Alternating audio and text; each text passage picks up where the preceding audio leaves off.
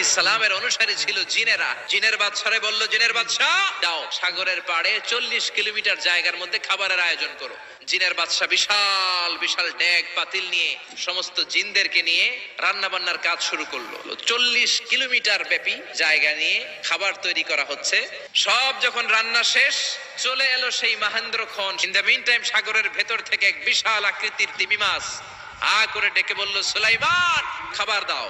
উনি ঘোষণা দিলেন, যাও এটারে খাবার দাও। তিমি মাছ বিশাল বড় করে বসে আছে সাগরে।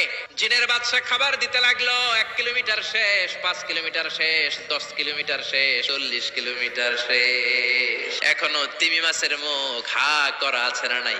সাইয়েদনা সুলাইমান সিজদায় পড়ে গেলেন, আল্লাহর ডেকে বললেন, মাবুদ রে, আমি বুঝতে পারি না আসলে রিজিক দেওয়ার মালিক আমরা না, গোটা বিশ্বের সবাইকে খাওয়ানোর ক্ষমতা আমার নাই, রিজিকের মালিক একজন, তিনি কে?